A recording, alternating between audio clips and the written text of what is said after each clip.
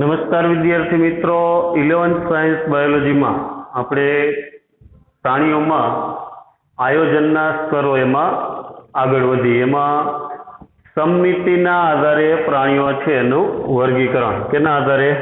સમમિતિના આધારે.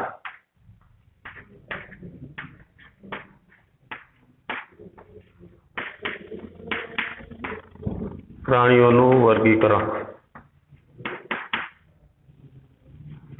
આયોજન કહી શકાય. બરોબર. આયોજન સમમિતિના આધારે પ્રાણીઓ છે એને 3 ભાગમાં વહેંચવામાં આવે: અરીય સમમિતિ, અસમમિતિ અને દ્વિપાર્શ્વીય સમમિતિ. જો પેલા તો આપણે બીજી વખત રિપીટ કરીએ. જે કોષના આધારે જે સમુદાય જે છે એમાં સૌથી પહેલો સમુદાય કયો આવશે? તો કે એક કોષીમાં પ્રજીવ. એનાથી ઉપર બહુકોષીમાં પેલો સમુદાય કયો આવે? સછિદ્ર. અહીંથી આપણે ચાલુ કરવાનું. બહુકોષીમાં. બરોબર. સછિદ્રથી ઉપર કોષ્ઠાંતરી. કોષ્ઠાંતરીથી ઉપર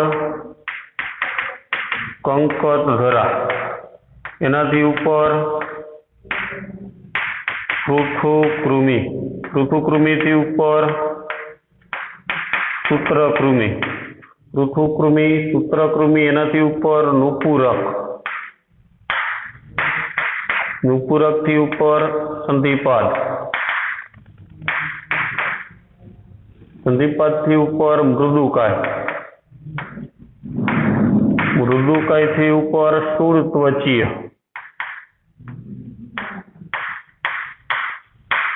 શૂળત્વચીથી ઉપર સામી મેરુદંડી.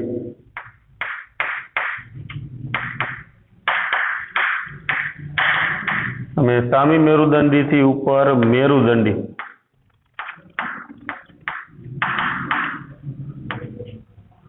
તો અહીંયા સછિદ્રથી ઉપર જટિલતા જોવા મળે. કોષ્ઠાંતરી, કંકતધરા, પૃથુકૃમિ, સૂત્રકૃમિ, નુપુરક, સંધિપાદ, મૃદુકાય, શૂળત્વચી, સામી મેરુદંડી અને મેરુદંડી. અહીંયા સમમિતિના આધારે આ સમુદાય તમારે નામ બધા યાદ રાખવાના છે, મેં કીધું એમ. બરોબર. સમમિતિના આધારે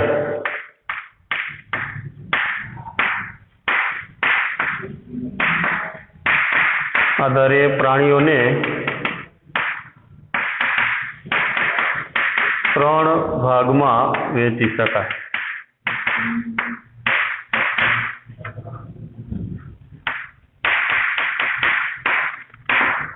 એક અરીય સમમિતિ, અસમમિતિ અને દ્વિપાર્શ્વ. એક અસમમિતિ, બીજું અરીય સમમિતિ અને ત્રીજું દ્વિપાર્શ્વીય સમમિતિ. કયા 3 ભાગ? અરીય સમમિતિ, અસમમિતિ અને દ્વિપાર્શ્વીય સમમિતિ. અરીય પેલા આપણે અસમમિતિ જોઈ. અસમમિતિ.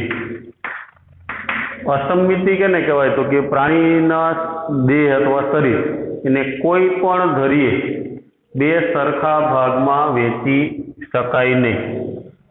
દાખલા તરીકે વાદળી આપણે લઈ. વાદળી કેવા આકારનું હોય? અનિયમિત આકારનું. બરોબર. આને કોઈ પણ રીતે 2 સરખા ભાગમાં વહેંચી શકાય નહીં. પ્રાણીના દેહને કોઈ ધરીએ 2 સરખા ભાગમાં વહેંચી ન શકાય તો એને શું કહેવાય? અસમમિતિ. પ્રાણીના દેહને, દેહ અથવા શરીરને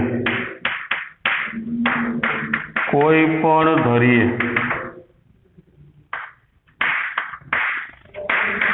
2 સરખા ભાગમાં વહેંચી શકાય નહીં તો તેને અસમમિતિ કહેવાય છે.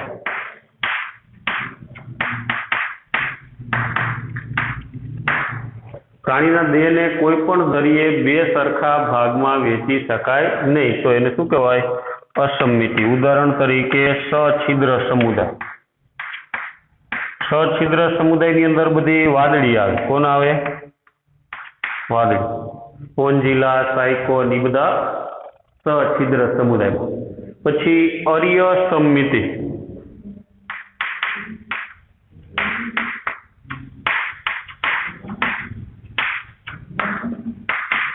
પ્રાણીના શરીરમાં મધ્યમાંથી પસાર થતી ધરી ત્રિજ્યાવર્તી સરખા ભાગોમાં વહેંચી શકે તો એને કઈ સમમિતિ કહેવાય? અર્ય સમમિતિ કહેવાય. જો દાખલા તરીકે તારા માછલી એમાં વચ્ચેથી ધરી પસાર કરી તો આમ ત્રિજ્યાવર્તી સરખા ભાગો છે એ વહેંચી શકાય છે. પ્રાણીના દેહમાંથી મધ્યમાંથી પસાર થતી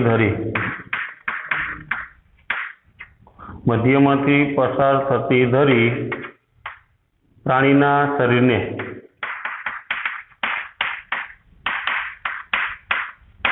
ત્રિજ્યાવર્તી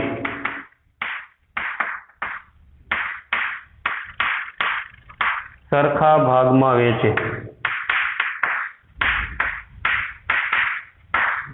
તો તેને અર્ય સમમિતિ કહેવાય છે.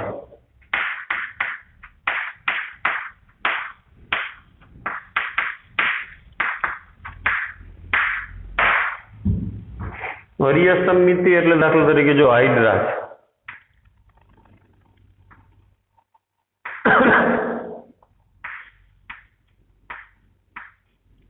પછી તારા માછલી અથવા બરડ તારા,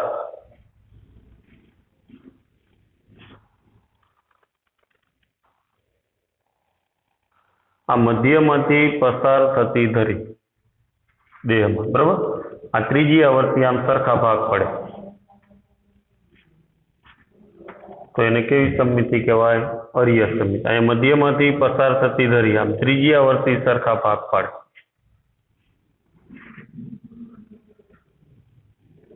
ઉદાહરણ તરીકે લઈ આપણે હાઇડ્રા, પછી તારા માછલી,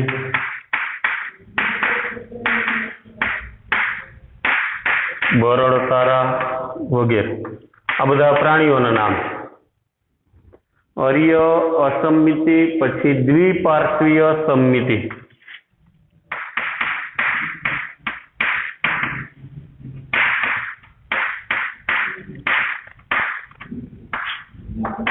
પ્રાણીના શરીરના મધ્યમાંથી પસાર થતી ધરી, કોઈ એક ધરી કોઈ એક ધરીએ બે સરખા ભાગમાં વહેંચી શકાય તો એને દ્વિપાર્શ્વી. દાખલા તરીકે આપણે અહીં જોઈએ આમ વચ્ચોવચ્ચ એક ધરી લ્યો તો ડાબો અને જમણો બે સરખા ભાગ પડે તો એ કેવી સમમિતિ કહેવાય? દ્વિપાર્શ્વીય સમમિતિ. પ્રાણીના દેહમાં મધ્યમાંથી પસાર થતી કોઈ એક ધરી બે સરખા અર્ધ ભાગમાં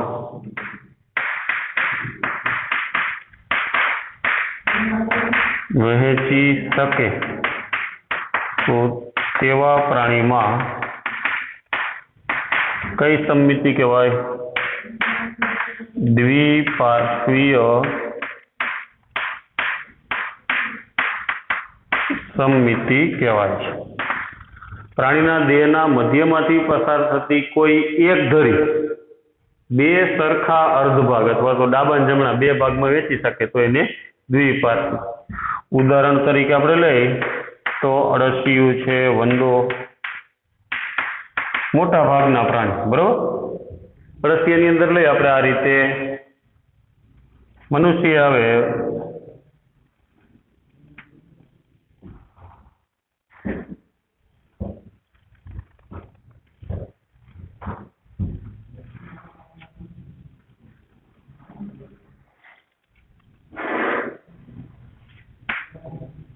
આ પ્રાણીને આપણે સીધું કરી નાખીએ તો આમ સીધું થઈ જાય, આ રીતે ખંડોળ, બરાબર. તેમાં મધ્યમાંથી પસાર થતી ધરી આ રીતે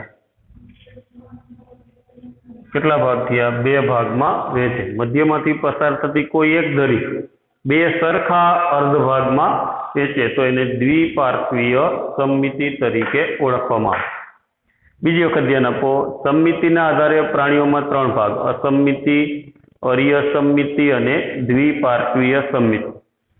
અસમમિતિ કેને કહેવાય? તો કે પ્રાણીના દેહને કોઈ પણ ધરી 2 સરખા ભાગમાં વહેંચી શકે નહીં તો એને અસમમિતિ. એમાં બધી વાદળી આવે. વાદળી કયા સમુદાયમાં આવે? સછિદ્રમાં. અરિયસમમિતિ કેને કહેવાય? તો કે પ્રાણીના દેહમાં મધ્યમાંથી પસાર થતી ધરી પ્રાણીના શરીરના ત્રિજ્યાવર્તી આ રીતે ત્રિજ્યાવર્તી સરખા ભાગો પાડે આ ધરી બરોબર, અને આ રીતે ત્રિજ્યાવર્તી ત્રિજ્યા હોય ને એ રીતે સરખા ભાગમાં વહેંચે તો એને અરિયસમમિતિ. હાઇડ્રા, તારા માછલી, બરડ તારા એ બધા એના ઉદાહરણ. દ્વિપાર્શ્વી પ્રાણીના દેહના મધ્યમાંથી પસાર થતી કોઈ એક ધરી 2 સરખા ભાગમાં વહેંચે, અર્ધ ભાગમાં અથવા તો ડાબા અને જમણા એવા 2 ભાગમાં વહેંચી શકે તો એને દ્વિપાર્શ્વીય સમમિતિ કહેવાય. એમાં અળસિયું, વંદો ઘણા બધા પ્રાણીઓ આવે. તો આ સમમિતિના આધારે પ્રાણીઓનું વર્ગીકરણ એ લખી નાખો.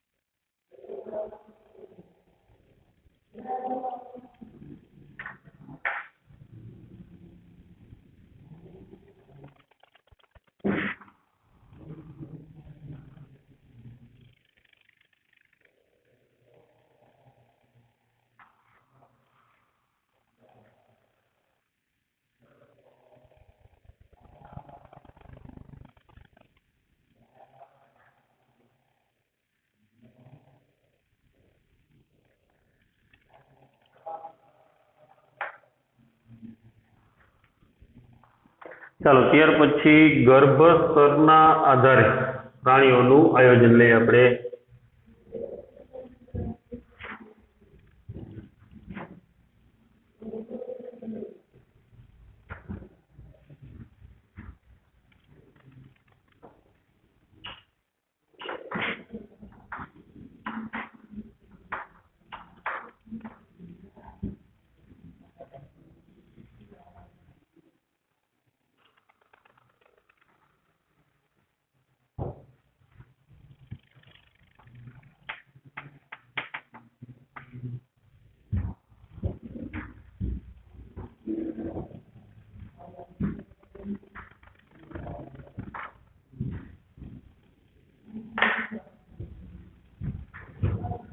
ગર્ભસ્તરના આધારે પ્રાણીઓનું આયોજન.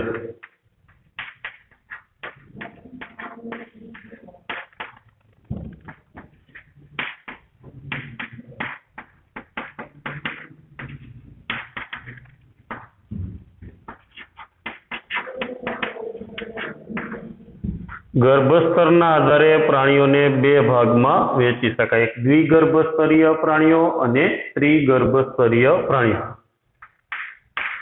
ગર્ભસ્તરોના આધારે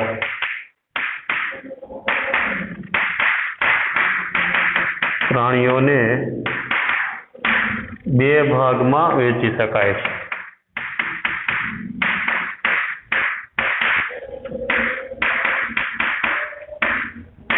क्या किया?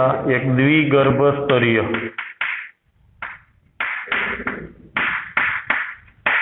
प्राणियों અને ત્રિગર્ભસ્તરીય પ્રાણીઓ. ગર્ભ અવસ્થાની અંદર બે ગર્ભસ્તરોનું નિર્માણ થાય તો એને દ્વિગર્ભસ્તરીય તરીકે ઓળખવામાં આવે. પ્રાણીઓમાં દ્વિગર્ભસ્તરીય આપણે લઈ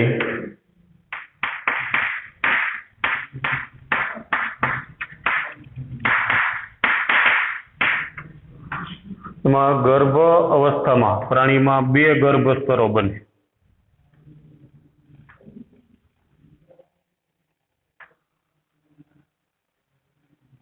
બહારનું બાહ્ય ગર્ભસ્તર ને અંદરનું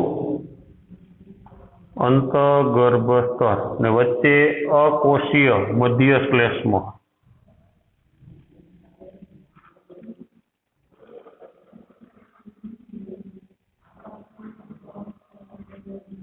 આ મધ્ય શ્લેષ્મ. જો ગર્ભ અવસ્થામાં બે ગર્ભસ્તરો બને, બહારનું બાહ્ય ગર્ભસ્તર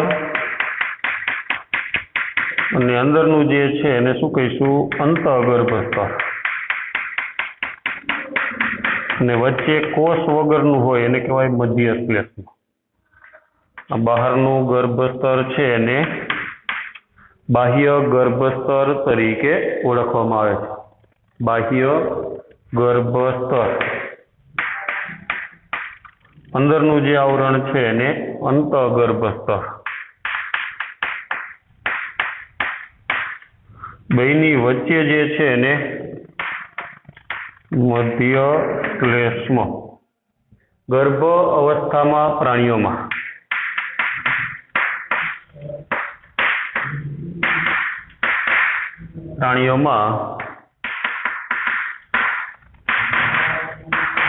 બે ગર્ભસ્તરોનું નિર્માણ થાય છે.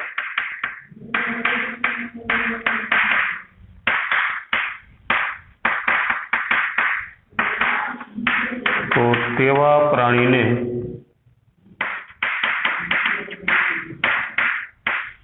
દ્વિગર્ભસ્તરીય કહેવાય. એમાં બહારનું સ્તર છે એને બાહ્ય ગર્ભસ્તર કહેવાય, જેમાં બહારના સ્તરને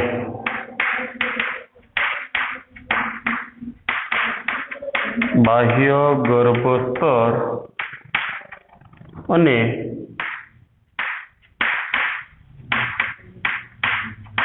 અંદરના સ્તરને અંતઃગર્ભસ્તર કહેવાય છે.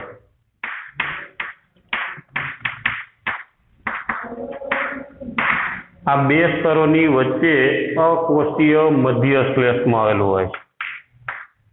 આ બે સ્તરોની વચ્ચે અકોષીય મધ્ય શ્લેષ્મ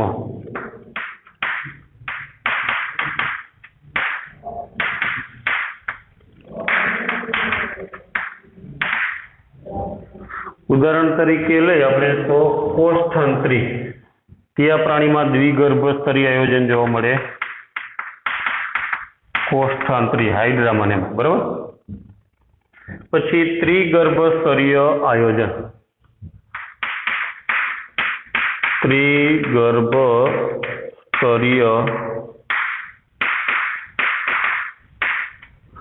ત્રિગર્ભસ્તરીય આયોજન કેને કહેવાય? તો કેવા પ્રાણીઓમાં બે ગર્ભસ્તરો અને એની વચ્ચે એક ત્રીજા ગર્ભસ્તરનું નિર્માણ થાય. બહારનું બાહ્ય ગર્ભસ્તર, અંદરનું અંતઃગર્ભસ્તર ને વચ્ચે કયું બને? મધ્ય ગર્ભસ્તરનું નિર્માણ થાય. આવા પ્રાણીઓમાં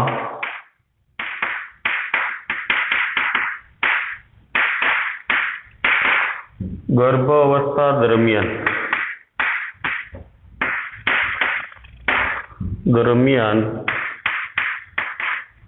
3 ગર્ભસ્તરોનું નિર્માણ થાય. જો ગર્ભ અવસ્થામાં 3 ગર્ભસ્તરો, એક આ બાહ્ય ગર્ભસ્તર, વચ્ચેનું આ મધ્ય ગર્ભસ્તર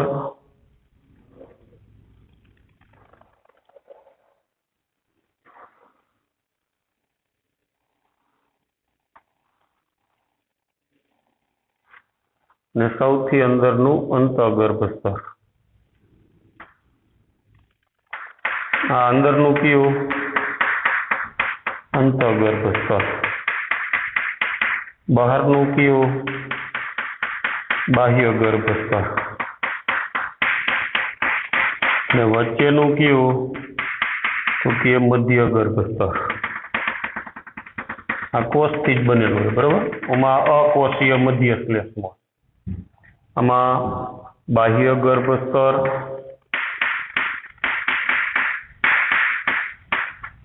વચ્ચે આ મધ્ય ગર્ભસ્તર, સૌથી અંદર અંતઃગર્ભસ્તર.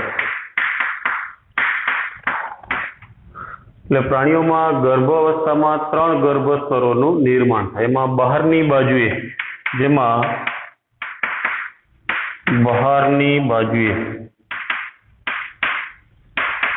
બાહ્ય ગર્ભસ્તર, અંદરની બાજુએ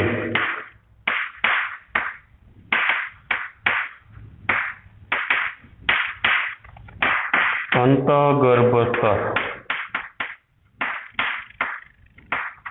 અને વચ્ચેની તરફ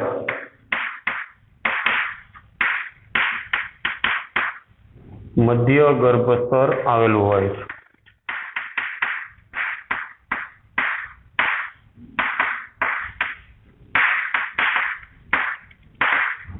ત્રણ ગર્ભસ્તરોનું નિર્માણ થાય. બહારની બાજુએ બાહ્ય ગર્ભસ્તર, અંદરની બાજુએ અંતઃગર્ભસ્તર ને વચ્ચેની બાજુએ મધ્ય ગર્ભસ્તર છે એનું નિર્માણ થાય છે.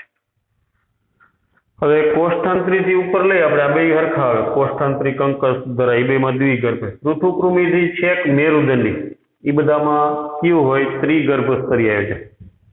ઉદાહરણ તરીકે આપણે લઈ તો પૃથુકૃમિ સમુદાયથી છેક મેરુદંડી સમુદાય સુધીના પ્રાણીઓમાં ત્રિગર્ભસ્તરીય આયોજન જોવા મળે છે.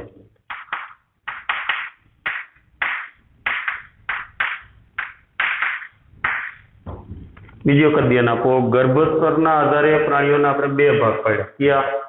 એક દ્વિગર્ભસ્તરીય અને ત્રિગર્ભસ્તરીય. તો આયોજનના બે ભાગ પાડ્યા, દ્વિગર્ભસ્તરીય આયોજન અને ત્રિગર્ભસ્તરીય. તો દ્વિગર્ભસ્તરીયમાં શું હોય? તો કે ગર્ભાવસ્થામાં ગર્ભમાં જે કોષોનો સમૂહ હોય ને એમાં ફરતે આવરણ બને, એટલે એ 2 આવરણ બને તો દ્વિગર્ભસ્તરીય, 3 આવરણ બને તો ત્રિગર્ભસ્તરીય. 2 ગર્ભસ્તરો બને તો દ્વિગર્ભસ્તરીય. એમાં બહારનું બાહ્ય ગર્ભસ્તર ને અંદરનું અંતઃગર્ભસ્તર ને વચ્ચે અકોષીય મધ્ય શ્લેષ્મ હોય, એનું ઉદાહરણ કોષ્ઠાંત્રી. ત્રિગર્ભસ્તરીયમાં ગર્ભાવસ્થામાં 3 ગર્ભસ્તરોનું નિર્માણ થાય. બહારનું બાહ્ય ગર્ભસ્તર, અંદરનું અંતઃગર્ભસ્તર ને વચ્ચે મધ્ય ગર્ભસ્તર હોય. પૃથુકૃમિથી છેક મેરુદંડી સમુદાયના પ્રાણીઓમાં કયું આયોજન જોવા મળે? ત્રિગર્ભસ્તરીય આયોજન જોવા મળે.